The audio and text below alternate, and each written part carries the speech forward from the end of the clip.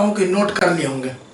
अब बताया क्या जा रहा था कि इलेक्ट्रिक फील्ड में, इलेक्ट्रिक फील्ड है मान लीजिए, अब ये आंख से दिखता नहीं है, बस इलेक्ट्रिक फील्ड है, और इस फील्ड में अगर आप कोई पॉजिटिव चार्ज रखते हैं, पॉजिटिव चार्ज, अब इस चार्ज को, इलेक्ट्रिक फील्ड में जो चार्ज आप रख रहे हैं उसको या तो Q से डिनोट कीजिए या तो Q से डिनोट कीजिए। अब पॉजिटिव चार्ज रखिएगा तो ये जो इलेक्ट्रिक फील्ड है इस चार्ज का पिटाई करेगा, मतलब कि इस पे फोर्स लगाएगा, फील्ड के डायरेक्शन में इसका पिटाई शुरू कर देगा। और कितना फोर्स लगाएगा, मैग्नीट्यूड बोलिए F बराबर QE। और अगर नेगेटिव चार्ज रखते हैं, नेगेटिव चार्ज, तो इलेक्ट्रिक फील्ड इस नेगेटिव चार्ज का पिटाइया करेगा, पिटाई करेगा, मतलब कि इस पे फोर्स लगाएगा अपोजिट टू द फील्ड। तो फील्ड अगर हम लोग x एक्सिस पे ले रहे हैं तो फोर्स का हो गया नेगेटिव x एक्सिस पे, तो E हो गया F बराबर मैग्नीट्यूड QE। अब यहाँ अभी मैग्नीट्यूड का बात कर रहे हैं, ई कि गलती से माइनस QE मत लिखिएगा, तो यहाँ पे बोल रहे हैं F QE इधर, इधर F बराबर QE इधर, ठीक है, F बराबर QE बस इधर, मतलब प्लस और माइनस है, डायरेक्शन का हम लोग को बात पता चल रहा है। अब आज का टॉपिक क्या है, मजा आएगा आज बहुत, क्योंकि आज का टॉपिक है ट्रैजेक्टरी। अब ट्रैजेक्टरी का मतलब क्या होता है, पाथ, पाथ, ट्रैजेक्टरी। अब आज हम लोग देखेंगे ट्रैजेक्टरी ऑफ चार्ज पार्टिकल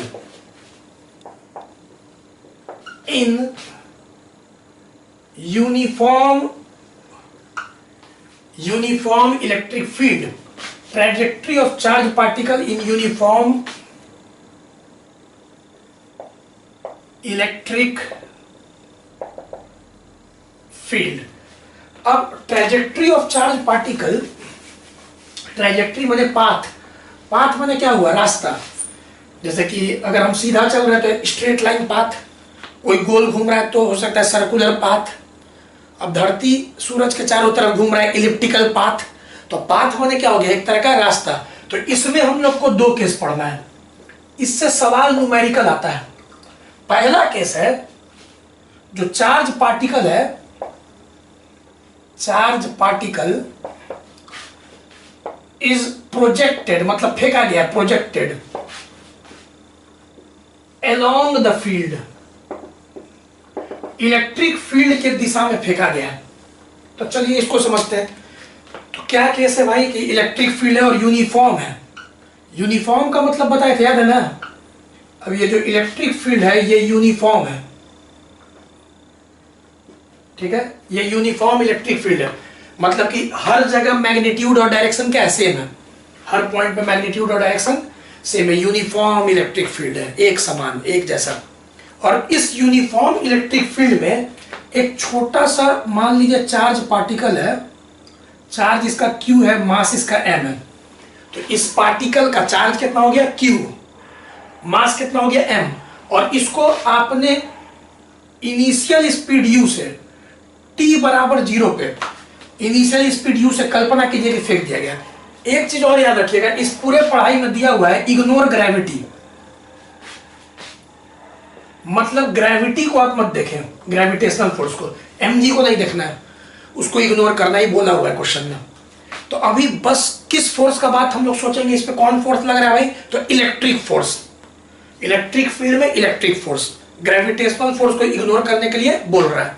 तो चलिए u स्पीड से आपने फेंक दिया, तो क्या क्या दिया हुआ है, E दिया हुआ है 1 2 3 4, और t बराबर 0 पे आपने उसको फेंक दिया यूनिफॉर्म इलेक्ट्रिक फील्ड में। अब वो कैसे चलेगा, तो कॉमन सेंस है कि जैसा ही u स्पीड से फेंकिएगा इसके ऊपर फोर्स लगेगा। अगर पॉजिटिव चार्ज है तो फील्ड के डायरेक्शन में फोर्स लगेगा, ठीक है, अगर पॉजिटिव चार्ज है तो सबसे पहले इसके ऊपर इलेक्ट्रिक फोर्स कितना लगेगा, F बराबर QE, इसके ऊपर फोर्स लगेगा क्योंकि ये फील्ड में है, ठीक। अब फोर्स हो गया QE, अब फोर्स बराबर मास इनटू एक्सीलरेशन। तो अगर हम आपसे एक्सीलरेशन पूछे, एक्सीलरेशन, तो F बराबर MA, M नीचे ले जाइए, तो एक्सीलरेशन आपका हो गया QE बाई M। अब ये जो एक्सीलरेशन है इस क्वेश्चन में, इलेक्ट्रिक फील्ड यूनिफॉर्म मतलब कांस्टेंट, चार्ज भी कांस्टेंट और मास भी कांस्टेंट, तो ई एक्सीलरेशन तो कांस्टेंट आ गया। अब एक्सीलरेशन यहां कांस्टेंट है, अब क्या क्या न्यूमेरिकल पूछ सकता है भाई? तो पहला पूछ सकता है आपको वेलोसिटी एट टाइम टी। पहला आपको पूछ सकता है वेलोसिटी एट टाइम टी, कि बताइए टी बराबर 0 पे फेंके, अभी चल के जा रहा है, अब कांस्टेंट एक्सेलरेशन से जा रहा है, तो बताइए इसका पाथ कैसा होगा? ये पाथ आप सोचोगे कि स्ट्रेट लाइन होगा, सीधे ना चलेगा, फेंके उसी दिशा में एक्सेलरेशन है, उसी दिशा में। अब स्ट्रेट लाइन है विथ कांस्टेंट एक्सेलरेशन, मतलब motion in one dimension with constant acceleration, तो उसका न्यूमेरिकल कैसे बनता था? v is equal to u plus a t, s बराबर u t plus half a t square, v square is equal to u square plus 2a s। तो इन formula को लगाएंगे, तो अगर वेलोसिटी एट टाइम t अगर मान लीजिए आपको पूछ रहा है, तो आप v is equal to u plus a t, अब u दे देगा न्यूमेरिकल में, a हम लोग का क्यू ई एम देगा तो निकल जाएगा, और t बोल देगा, क्वेश्चन बोल देगा कि बताओ फेंकने के 3 सेकंड बाद कितना रफ्तार हो गया।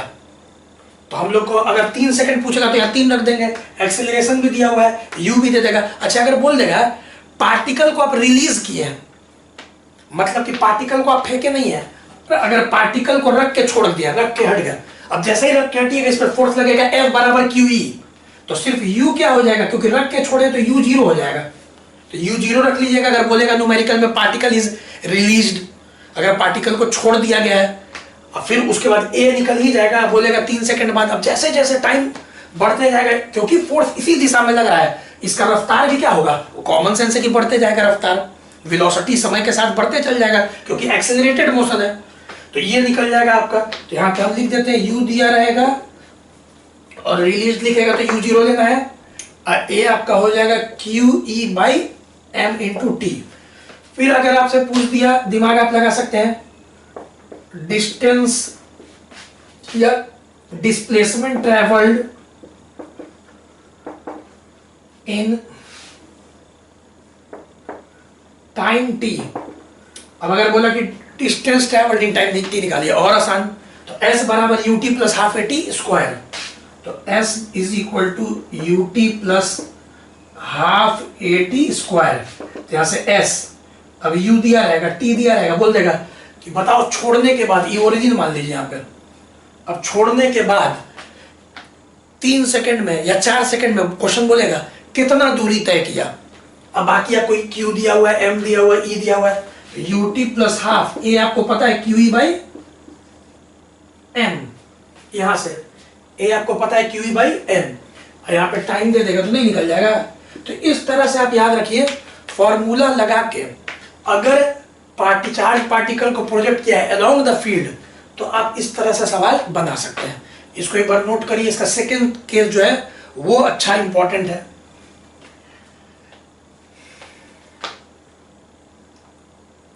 इग्नोर ग्रेविटी पॉज करके अपना लिख लीजिएगा। तो बहुत ही आसान था, कोई रॉकेट साइंस नहीं है। फोर्स लगा F बराबर क्यू ई, और फोर्स लगा तो आपका यहाँ पे आ गया। अब सेम ट्रेजेक्ट्री ही का बात हो रहा है, यहाँ ट्रेजेक्ट्री क्या हो गया, स्ट्रेट लाइन, ट्रेजेक्ट्री क्या हो गया, स्ट्रेट लाइन केस 1 में। अब मजा आएगा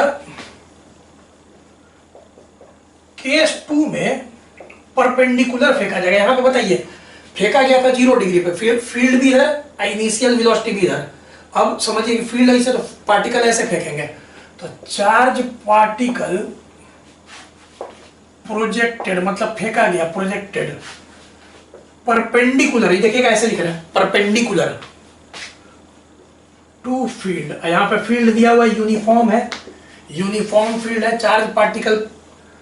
ये आपका एनसीईआरटी का सवाल है, एनसीईआरटी का 33 और 34, मतलब दोनों एक ही सवाल है एनसीईआरटी में। 33 में जो अभी डिराइव करेंगे वो डिराइव करना है, और 34 में उसी का वैल्यू पुट करना है। तो एनसीईआरटी में इस फर्स्ट चैप्टर में 34 सवाल है, तो अंतिम 2 सवाल अभी आप देखिएगा कि कैसे बन जाएगा। आई होप कि ये आपका नोट हो गया, और बहुत आसान था। इलेक्ट्रिक फील्ड में चार्ज पे फोर्स लगा F बराबर क्यू ई, तो एक्सीलरेशन हो गया q e by m, charge particle का एक्सीलरेशन। और ये एक्सीलरेशन दिमाग में रखना कैसा है, कांस्टेंट है एक्सीलरेशन, एक्सीलरेशन कांस्टेंट है। चलिए एक्सीलरेशन कांस्टेंट है, अब समझिए पहले सिचुएशन क्या बोल रहा है। दो प्लेट लीजिए, पहले दो प्लेट। ये बात बताए थे कि एक प्लेट पे पूरा प्लस चार्ज दे दीजिए और एक प्लेट पे माइनस चार्ज, आमने सामने इसे रख दीजिए, ऐसे रख दीजिए, तो प्लस से इलेक्ट्रिक फील्ड निकल के कहां जाएगा? माइनस में। ये आप चैप्टर 2 में पढ़िएगा, चैप्टर 2 में कैपेसिटर पढ़िएगा। कैपेसिटर में आप देखिएगा कि दो प्लेट लिया, अब बैटरी से जोड़ दिया, बैटरी समझ रहे हैं ना, ये चैप्टर 2 में पढ़ाएंगे। तो फट से ई हो जाएगा पॉजिटिव चार्ज, फट से ये नेगेटिव चार्ज, बीच में इलेक्ट्रिक फील्ड आ जाएगा प्लस से माइनस, और वो फील्ड यूनिफॉर्म इलेक्ट्रिक फील्ड आएगा। तो ये चैप्टर 2 में पढ़िएगा, अभी दिमाग में रखिए। ये हम आपको 2 दिन पहले, 2 क्लास पहले भी आपको ये बात बताए थे। तो अब क्या बोल रहा है भाई कि लेट अस सपोज कि यहाँ पे हम लोग ले लिए पॉजिटिव चार्ज और एक तरफ ले लिए कहीं नेगेटिव चार्ज। तो लेट अस सपोज कि हम लोग यहाँ पे ले लिए, चलिए यहीं पे लेते हैं पॉजिटिव चार्ज नीचे वाला में, और ऊपर वाला प्लेट है नेगेटिव चार्ज, लैब में मान लीजिए ऐसे है। तो अभी जो इलेक्ट्रिक फील्ड होगा यूनिफॉर्म, पहले क्वेश्चन समझते रहिएगा, वो प्लस से माइनस यूनिफॉर्म इलेक्ट्रिक फील्ड है। यूनिफॉर्म इलेक्ट्रिक फील्ड कितना है? E।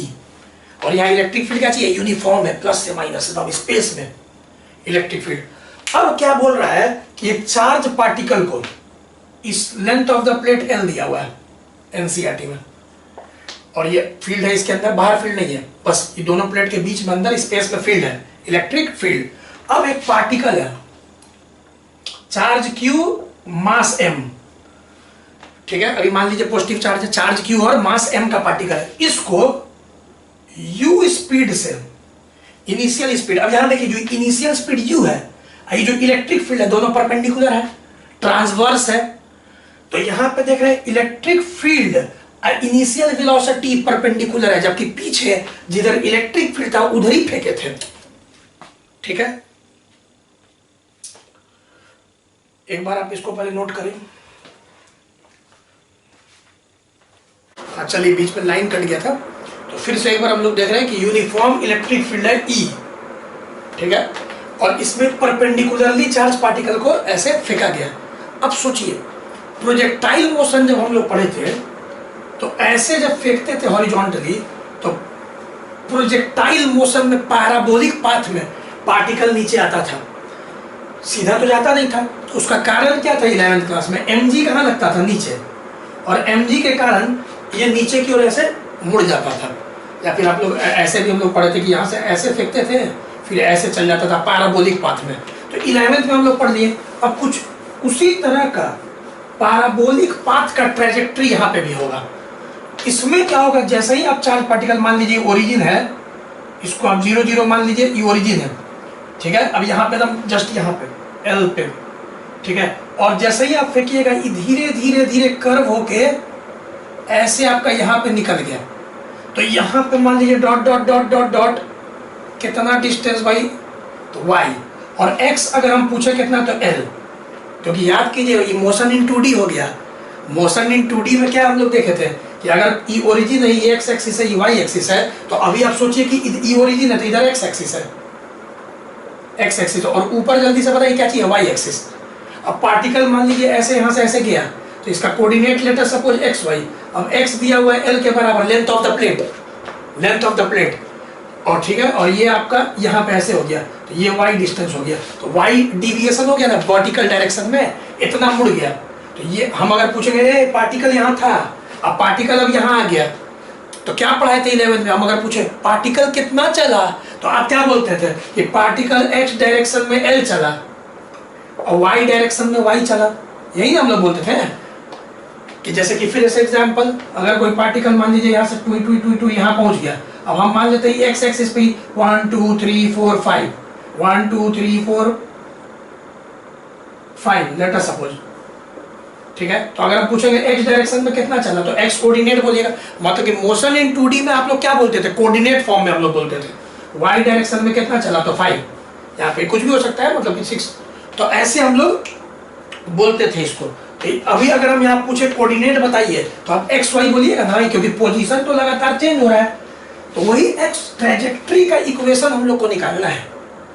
ट्रेजेक्ट्री का इक्वेशन मतलब एक्स और वाई में रिलेशन निकालने के लिए एनसीईआरटी का क्वेश्चन नंबर 33 और 34 हम लोग को बोल रहा है, ठीक है। ये ऐसे मोशन में आ जाएगा। अब आइए इसको देखते हैं फिर से। जैसे ही पार्टिकल अंदर जाएगा, ये पॉजिटिव चार्ज है यहाँ पे, तो बताइए फोर्स तो ऐसे लगेगा ऊपर। अब फोर्स कितना लगेगा, तो सब जान रहे हैं कि फोर्स लगेगा F बराबर QE। तो जिधर फोर्स उधर ही एक्सीलरेशन। ये ऐसे क्यों मुड़ा, अब दिमाग लगा रहे हैं आप, ऐसे क्यों मुड़ा, ठीक है, क्योंकि फोर्स कहाँ लगा था, ऊपर।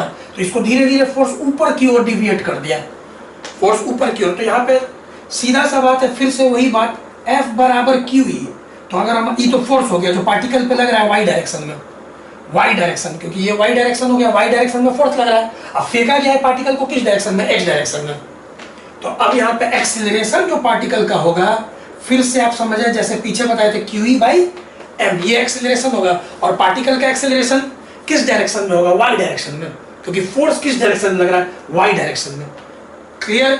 अब अगर हम पूछे आपसे कि RS बराबर UT, क्योंकि मोशन इन 2D है इसलिए ऐसे लिख रहे हैं। सिंपल अगर सीधा चलता है तो क्या बताते थे, डायरेक्ट लिख देते थे S बराबर UT plus half AT square. लेकिन ये तो मोशन इन 2D है, तो उसमें भी हम लिखेंगे S बराबर UT plus half AT square, ऐसे लिखेंगे पोजीशन वेक्टर फॉर्म में, क्योंकि पोजीशन हर पल x में भी चेंज हो रहा है और y में भी। ये सब हम लोग सब समझाया हुआ था 11th में मोशन इन 2 डायमेंशन में। तो S बराबर UT plus half AT square vector के साथ, बहुत ईजी, समझते रहेगा।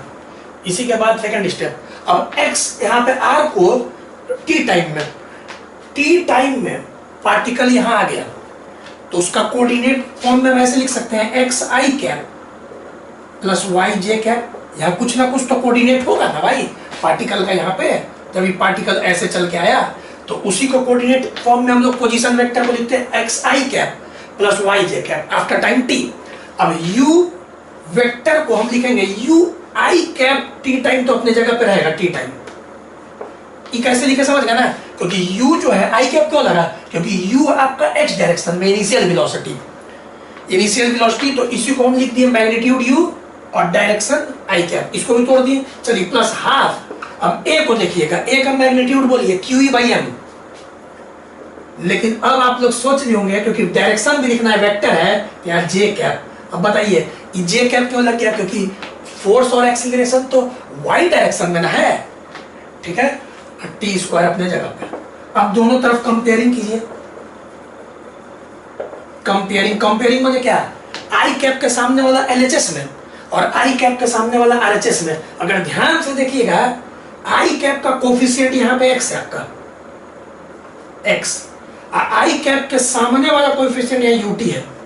कंपेयर करो ना ये दोनों तरफ, सेम टू सेम j, तो j कैप के सामने यहाँ पे आपका क्या चाहिए, वो y, और j कैप के सामने जितना कोफिशिएंट है, ठीक है, कंपेयरिंग करो दोनों तरफ, तराजू को बैलेंस करो, ठीक है। तो यहाँ पे आपका आ जाएगा हाफ,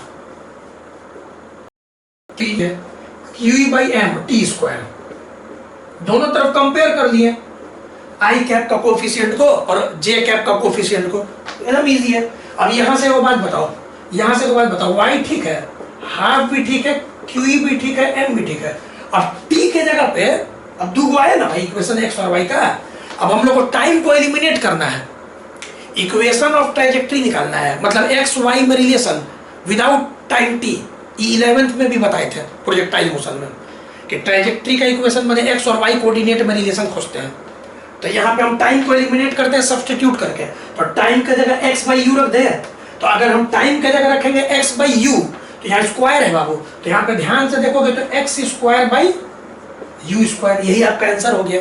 सिंपल यही आंसर हो गया। एक चीज आप और कर सकते हैं, x के जगह पे l रख सकते हैं यहाँ पे, क्योंकि x क्या चीज था, यहाँ से पार्टिकल गया और यहाँ निकला, तो यहाँ से, तो ऐसे बोले ना भाई x कितना चला था l या y, तो ये आप काम कर सकते हैं। तो y बराबर half QE x square by mu square, एकदम रिलेशन है, तुम ध्यान दो, बहुत ईजी है।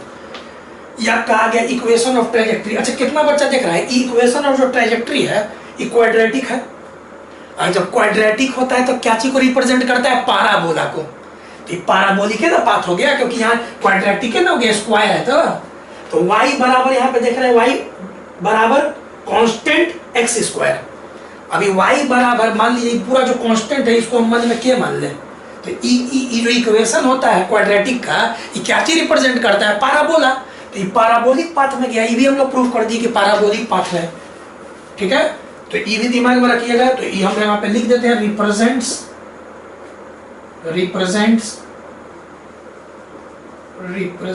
ए पैराबोला, रिप्रेजेंट करता है पैराबोला को। एक चीज और आप देखिए, y डायरेक्टली प्रोपोर्शनल लिख सकते हैं q बाई m के। अगर मान लीजिए इस सब चीज को कांस्टेंट मान लिया जाए, हाफ e x स्क्वायर सब q बाई m लिख सकते हैं ना, q बाई m इधर सामने है, ये y है। अभी इसका यूज आएगा, पहले देख लो अच्छा से। अब y directly proportional to q by m। अब q बाई m चार्ज बटा मास, किसी भी पार्टिकल के चार्ज डिवाइडेड बाई मास के रेशियो को स्पेसिफिक चार्ज बोलते हैं।